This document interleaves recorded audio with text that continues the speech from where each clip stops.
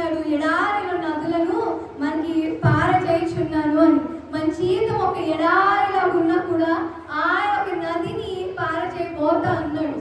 ఒకవేళ నా లైఫ్ ఇంకా వేస్ట్ అని అనుకున్నా కూడా మన దేవుడు మన జీవితంలో ఎడారి ఉన్న జీవితాన్ని నదిలా పారచేయబోతా అన్నాడు.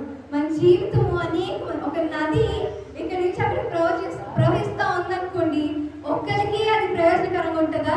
లేకపోతే 100 మంది వచ్చి అక్కడ నీళ్లు తాగొచ్చా? చెప్పండి, ఒక్కరే తాగుతారా? 100 మంది ఎంతమంది తాగొచ్చా నీళ్ళు? ఒక నది ప్రవహిస్తూ ఉంటే ఎంతమంది అయినా తాగొచ్చు, అవునా కదా? కానీ ఒక గ్లాస్ వాటర్ మనం ఇక్కడ పెడితే ఎంతమంది కన్నా వస్తాయి? ఎంతమంది దాహం తీరుతుంది? ఒక్కరికి మహా బాధ ఉంటే ఒక్కరికి తీరుతుంది, కానీ అందరికి తీరుతుందా? నో. కానీ ఒక నది ప్రవహిస్తే మాత్రం అనేక మందికి దప్పిగా తీరుతుంది కదా. సో మనల్ని కూడా దేవుడు మన జీవితాన్ని ఒక నదిలా కనుక ప్రవహించేలా చేస్తే మనము దీవించబట్టమే కాక అనేక 100 మంది మాదిరిగా ఉండేలాగా దేవుడు చేస్తాడు, అవునా కదా? ఇప్పుడు మనం అనుకుంటాం, నేను నాకే నా లైఫ్ నా కుటుంబంలో నేను పనికిరాను, నేను తిడుతున్నారు మా బంధువులు అని అనుకుంటాం. కానీ దేవుడు అంట మన జీవితంలో ఒక నది చేయబోతా ఉన్నాడు.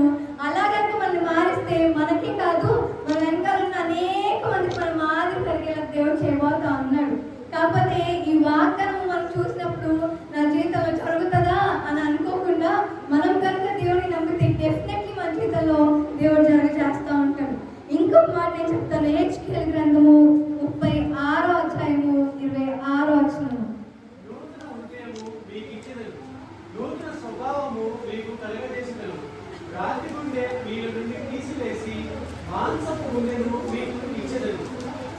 ఇక్కడ ఏంటంట, దేవుడు ఒక నూతన హృదయాన్ని నూతన ఆత్మను దేవుడు మనకి ఇస్తా అంటున్నాడు. ఒక క్రొత్త సంవత్సరం మనం అడుగు పెట్టబోతా ఉన్నాం. కానీ ఇదే పాతగా ఒక కొత్త ఇల్లు మీరు కట్టుకున్నారండి. ఆ ఇంట్లోకి మీరు పాత ఇంట్లో ఉన్న మురికి క్లాత్స్ తీసుకెళ్తారా?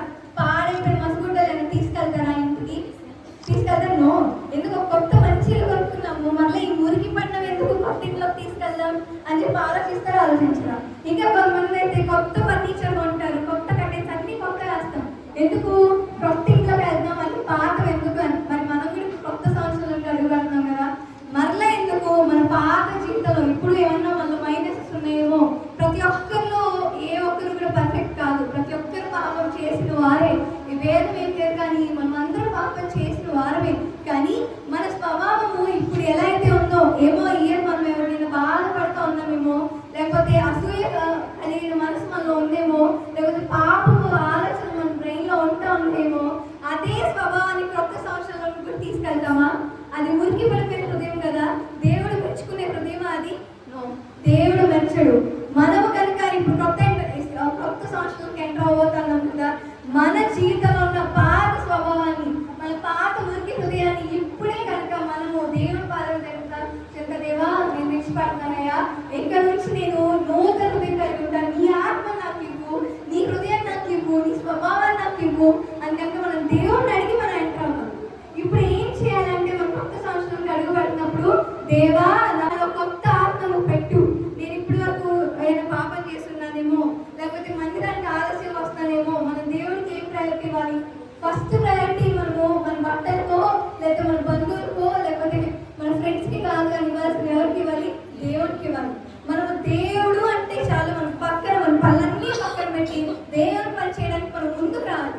దేవా నేను నీ పనే చేస్తా, పొద్దున్నే లేకపోతే దేవా నేను నీ బైబిల్ చదువుతా, దేవుడే గుర్తుకు రావాలి మనకి. కానీ మళ్ళీ ఎవరైనా ఇంకా దేవుని ముందు పట్టుకున్నా దేవుడిని లాస్ట్ పెడతామేమో. అందరికీ ఇప్పుడు కొత్త సంవత్సరాలు కానీ ఇక్కడ చాలా మంది మెసేజెస్ చేస్తారు కదా, ఫ్రెండ్స్కి, రిలేటివ్స్కి హ్యాపీ న్యూ ఇయర్ అని. అది కాదు, 12 అవ్వగానే ఫస్ట్ దేవా కొత్త సీజన్లోకి ఎంటర్ అవడానికి, కొత్త ఇయర్లోకి ఎంటర్ అవడానికి నాకు సాయం చేస్తాను, నాకు తోడున్నావు కదా, వందనాలు చెప్పండి. దేవుడికి వందనాలు చెప్పాకే మీరు ఇయర్ని స్టార్ట్ చేయండి. ఆ తర్వాత ఎవరికి హ్యాపీ న్యూ ఇయర్ చెప్పండి. ఎందుకంటే దేవుడికి కనుక మనం ఎప్పుడైతే ఫస్ట్ ప్రయారిటీ మనం దేవుడికి ఇస్తామో, దేవుడు కూడా మనకి మొదటి ప్రయారిటీ ఇస్తాడు. చాలా మంది చేసే తప్పేంటంటే దేవుడికి ఫస్ట్ ప్రయారిటీ ఇవ్వరు, కానీ దేవుడు నాకు ఫస్ట్ ప్రయారిటీ ఇవ్వాలని అనుకుంటా ఉంటారు. ఎంతమంది దేవుడు నా ప్రార్థన త్వరగా వింటే బాగుండు, త్వరగా జవాబిస్తే బాగుండు, నా జీవితాన్ని త్వరగా మార్చేస్తే బాగుండు అని అనుకుంటారా లేదా? నాకు వెంటనే జవాబు వస్తే బాగుండు అనుకుంటాం, కానీ మనము దేవుడికి ఫస్ట్ ప్రయారిటీ చాలాసార్లు ఇవ్వం. కాబట్టి ఇప్పుడు కొత్త సీజన్లో మనం కొత్త ఇయర్లోకి ఎంటర్ అవ్వబోతున్నాం. కండి దేవా నాకు ఒక క్రొత్త హృదయం ఇవ్వు, నాకు ఒక క్రొత్త స్వభావాన్ని నువ్వు నాకు దయచేయి. ఈ ఇయర్లోకి మారిపోగానే మన చుట్టూ ఉన్న ఫ్రెండ్స్ కానీ, మీ చుట్టుపక్కల నైబర్స్ ఉండే ఇల్లు పక్కన వాళ్ళు కానీ మిమ్మల్ని అడగాలి, అదేంటి నీలో ఇంత మార్పు వచ్చింది, ఇంత మంచిగా ఉన్నావే. వాళ్ళు వచ్చి మళ్ళీ నీ చేతి గొడవ పడినా మనం గొడవ పడకుండా సమాధానం కలిగి దేవుడిని దీవించును గాక అని చెప్పామనుకోండి, మనం తిరిగి తిట్టకుండా ఒకసారి తిడతారు, రెండోసారి తిడతారు, కానీ మూడోసారి అదేంటి నేను ఎన్ని తిట్టినా వారు మారారు, అదేంటి వాళ్ళు ఏం రెస్పాండ్ అవ్వట్లేదు, మనం తిరిగి తిట్టట్లేదు, ఇంత మంచిగా దేవుడిని దీవించును గాక అని చెప్తున్నారు, ఎంత గ్రేట్ వాళ్ళు అని మనం చూసి వాళ్ళు కూడా మారుతారు. మనం కనుక గయ్యాలంగా ఉండి మనం కూడా ఇంటి పక్కన తిడతా ఉంటే, మనం కూడా మన బంధువులతో గొడవలు పెట్టుకుంటే, మనం ఈసారి దేవుడి గురించి దేవుడు నన్ను స్వస్థపరిచాడు, మీరు కూడా దేవుడు నమ్ముకుంటే వారు నమ్ముతారా? నువ్వు చర్చికి వెళ్తావు, నీ స్వభావం ఏముంది, నువ్వేం మాట్లాడుతున్నావు, నీ హృదయం ఎలా ఉంది, నేను వెళ్ళింది చర్చికి మళ్ళీ వచ్చి దేవుడు గొప్పడని చెప్తుంది అని చెప్పి వాళ్ళు మనసులో అయినా అనుకుంటారు, బయటకు వెళ్ళకపోయినా. ఫస్ట్ వాళ్ళు బైబిల్ చదవలేరు, కానీ అన్నిలు మన స్వభావాన్ని, మన క్యారెక్టర్ని చదువుతారు. కాబట్టి మన క్యారెక్టర్ని మనము సరిగ్గా ఉంచుకోవాలి, దేవుని యొక్క భయభక్తులు కలిగి మనం ఉంచుకోవాలి.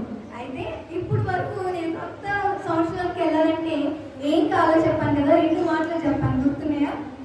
దేవుడు మన పాస్ట్ అంతా గతమంతా విడిచిపెట్టేసి క్రొత్తగా మనల్ని దేవుడు తీర్చిపోతున్నాడు, క్రొత్త క్రియ మన జీవితంలో దేవుడు చేయబోతా ఉన్నాడు. ఆ క్రియ కోసం ఎంతమంది రెడీగా ఉన్నారు? గట్టిగా హల్లెలూయా చెప్తారా? ఇక్కడ ఉన్న హల్లెలూయా చెప్పండి. ప్రతి ఒక్కరి జీవితంలో దేవుడు నూతన క్రియ చేయునుగాక. అయితే రెండో మాట ఏం చెప్పాను? మన పాత స్వభావాన్ని, పాత హృదయాన్ని వదిలిపెట్టాలి, మార్చి మన క్రొత్త స్వభావం కలిగి క్రొత్త సంవత్సరానికి మనం వెళ్ళాలి. కాబట్టి ఎంతమంది నేను నా స్వభావాన్ని మార్చుకుంటాను వాళ్ళ చేతుతారా? నేను నా హృదయాన్ని మార్చుకుంటాను. చాలా మార్చుకోవాలండి, మీ స్వభావాన్ని మార్చుకోవాలి, హృదయాన్ని మార్చుకున్నాము. నూతన సంవత్సరానికి వెళ్తున్నప్పుడు కొత్త మనిషిగా మారి మనం వెళ్దాం. ఓకే, అయితే ఇప్పుడు కొత్త సంవత్సరానికి వెళ్తామన్నాం, దేవుడు నూతన క్రియ మన జీవితంలో చేస్తా అని చెప్పాడు కదా. అయితే సమస్యలు రావా, అబ్స్టకిల్స్ రావా, స్ట్రగుల్స్ రావా అంటే వస్తాయి. బైబిల్లో మనం కొన్ని చోట్ల చూస్తే యేసు ఉన్న ధోనిలో కూడా అల్లలు రాలేదా, తుఫాను రాలేదా? అందరూ శిష్యులు ఏం చేశారు? అయ్యా మమ్మల్ని కాపాడు, మాకు భయం వేస్తుంది, నశించిపోయేలా ఉన్నామని చెప్పి వాళ్ళు భయపడ్డారు. అంటే ఏంటి? యేసు మన తోడు ఉన్నాడు, దేవుడు మన తోడు ఉన్నంత మాత్రాన మన కష్టాలు రావని అర్థమా? నో. తుఫాన్లు వస్తాయి, కష్టాలు వస్తాయి, అన్నీ వస్తాయి, కానీ ఏంటి తేడా మనకి అన్నిటికంటే? వారికి లేని దేవుడు మనకు తోడున్నాడు. ఆ రోజున యేసు వారి పడవలో ఉన్నాడు కాబట్టిగా వారు మునిగిపోలేదు. లేకపోతే వాళ్ళు ఏం చెప్పారు? గాలి ఆయన మాటినది, సముద్రం ఆయన మాటినది, ఏంటి సృష్టి అంతా కూడా ఆయన మాట వింటుంది. అవునా కదా? మనతో కూడా మన దేవుడు ఉన్నాడు. మన కష్టాలు వస్తాయి, దేవుడు మన తోడున్నా, దేవుడు మనకు వాగ్దానం ఇచ్చాడు, నేను క్రియ చేస్తానని. కానీ మన కష్టాలు వచ్చినా, సమస్యలు వచ్చినా దేవుడు మనకు తోడున్నాడు. కాబట్టి ఆ స్ట్రగుల్స్ మనము ఈజీగా ఎదుర్కోగలుగుతాం. ఎందుకంటే మనకి దేవుడు